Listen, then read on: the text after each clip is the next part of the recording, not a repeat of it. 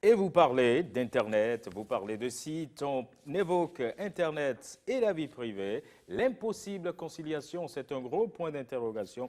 Vous vous intéressez donc à la notion de vie privée sur Internet. C'est un grand sujet hein, qui fait toujours débat, qui inquiète certains et surtout qui divise même vous qui êtes acteur du monde numérique. On se demande même si une vie privée sur Internet est possible. Alors, question, pourquoi la question de la vie privée revient-elle souvent au sujet d'Internet?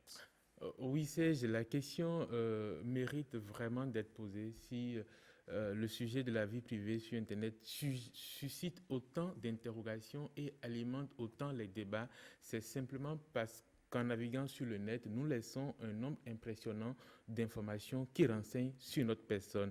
Des choses qui, pour la plupart, relèvent du domaine de la vie privée. Et parfois, pour ne pas dire dans la plupart des cas, ces informations sont collectées de manière discrète à notre insu.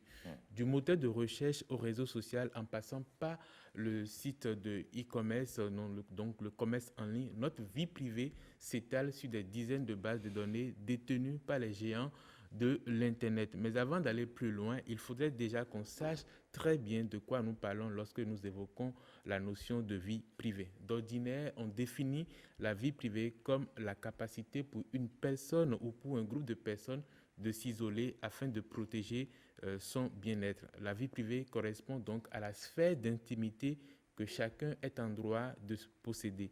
L'image d'une personne, sa voix, sa situation familiale, ses opinions politiques ou ses croyances religieuses entrent dans le cadre de la vie privée.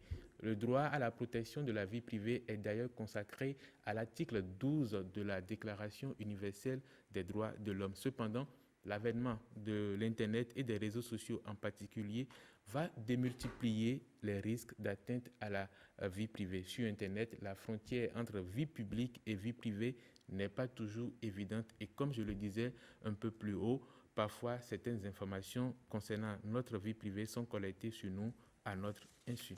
Justement, pourquoi les entreprises d'Internet ont-elles besoin de fouiner dans notre vie tout le temps, dans notre vie privée surtout? C'est une très belle question et la réponse est tout à fait simple. Les Hmm. géants de l'Internet ont besoin de nous connaître pour nous proposer toujours plus de publicité ciblée. Ainsi, plus ils auront des informations sur nous, plus ils pourront nous proposer des produits et services que nous sommes susceptibles de consommer. Cela représente d'énormes enjeux financiers car pour la plupart, leur modèle économique repose sur les annonces publicitaires. Et pour y arriver, ces entreprises mettent en place des mécanismes assez subtils pour collecter le maximum d'informations sur nous. Chez Google, par exemple, dès la création d'un compte pour l'un de ces services, il faut savoir que Google a YouTube, Gmail, Google Drive, plein de services. Donc, dès la création d'un compte pour l'un de ces services, le groupe va recueillir vos noms, adresse mail, numéro de téléphone, adresse postale, voire même numéro de carte de paiement. Google va même plus loin puisque pour chaque utilisateur, il va créer des journaux qui incluent toutes les données que j'ai citées précédemment, mais aussi le détail des recherches web, le détail des géolocalisations, le détail relatif aux appareils utilisés pour se connecter et des informations relatives aux communications téléphoniques, à savoir le numéro de téléphone de l'appelant, heure et date des appels, durée, données des SMS, etc. Et il en est de même pour d'autres entreprises comme Facebook, Netflix, Amazon, Twitter, etc.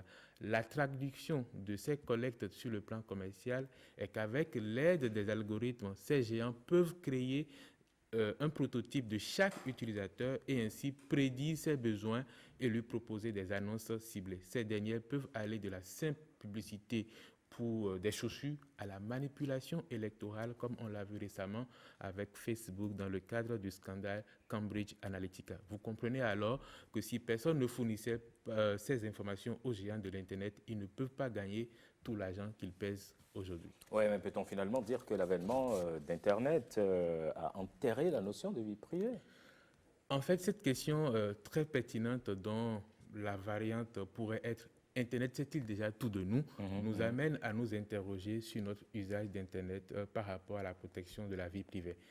En fait, ce qu'il faut savoir, c'est qu'Internet et ses applications auront toujours besoin de données personnelles. Autrement dit, elles auront toujours tendance à davantage pénétrer dans notre intimité avec la promesse de nous rendre la vie meilleure. La culture du partage, par exemple, qui est propre au fonctionnement des réseaux sociaux, exige une redéfinition de la notion de vie privée. Sur son application, Facebook nous demande explicitement de renseigner certaines informations qui relèvent de l'ordre du privé, comme l'orientation sexuelle ou l'opinion politique. Certains n'hésitent pas à partager ces informations-là. Alors, cette tendance qui va faire émerger plusieurs visions pessimistes et optimistes qui s'opposent sur l'influence de l'Internet sur la vie privée. Certains auteurs développent ainsi que le fait que les informations personnelles soient de plus en plus stockées en ligne va provoquer la mort de la vie privée tout simplement. D'autres défendent que les individus peuvent choisir de protéger ou non leurs données en partageant ou en ne pas partageant certaines informations. Alors, les géants de l'Internet eux-mêmes aussi commencent à considérer le sujet. Chez Facebook, la façon dont on a traité la vie privée a beaucoup évolué au fil des années. En 2010, Mark Zuckerberg, le fondateur et PDG de l'entreprise, estimait que la protection de la vie privée ne constituait pas une priorité pour les internautes. Mais en 2019, donc l'année passée seulement, sous le feu des critiques après le scandale Cambridge Analytica, le patron de Facebook a annoncé une volonté de centrer la plateforme, donc l'entreprise Facebook, sur la notion de vie privée. Selon moi, l'usage que nous en faisons peut contribuer à délimiter les frontières de la vie privée sur Internet. En cédant sans réfléchir aux incursions et aux appels de la technologie, nous devenons nous-mêmes, sans s'en rendre compte, des acteurs des menaces de notre propre vie privée. Par exemple, combien parmi nous comprenons les conditions d'utilisation et de vie privée d'une application avant de donner notre autorisation? On n'est pas très nombreux. D'ailleurs, en 2012, 2 chercheurs américains ont révélé qu'il nous faudrait 76 jours entiers pour lire toutes les conditions d'utilisation et de vie privée des sites que nous utilisons au cours d'une année. Il est donc très important que les utilisateurs prennent conscience de tous les enjeux liés à la vie privée sur Internet afin d'opérer des choix en toute conscience. Par ailleurs, une grosse responsabilité revient aux États à travers les autorités de régulation. Ces dernières doivent mettre en œuvre tout pour limiter les géants de l'Internet dans leur tentative sans cesse répétée de repousser les frontières de la vie privée. Oui, en moins de 30 secondes. Alors, comment est-ce que je préserve un brin de vie privée sur Internet? Bon, je n'ai pas de solution magique, mais quelques astuces, quelques conseils. En premier lieu, il faut maîtriser son smartphone. D'accord. Les applications qu'on installe cumulent beaucoup d'informations, donc il faut savoir quelles autorisations on donne au smartphone. Toujours au sujet des applications, certaines d'entre elles demandent des autorisations un peu trop intrusives. Une application qui... Géolocalisation, par exemple. On peut les désactiver. Il y a aussi qu'on peut bloquer les cookies dans la navigation. On peut aussi, il faut être très prudent sur les réseaux sociaux, il ne faut pas tout partager, les photos qu'on met, il faut faire attention, ne pas exposer sa maison ou ses enfants par exemple. Et enfin, je peux conseiller l'utilisation du réseau Tor, c'est un logiciel qu'on peut télécharger sur Internet et qui permet de naviguer anonymement. Maurice Tantan, merci beaucoup. À demain. Allez, on va terminer donc, bien sûr, hein, le sport, on va le faire demain. J'espère bien que mon cher ami, il ira mieux demain. Il sera donc avec nous pour évoquer donc le Bayern de Munich qui est champion d'Allemagne pour la 8e fois consécutive. On en parlera demain avec Bruno Soili.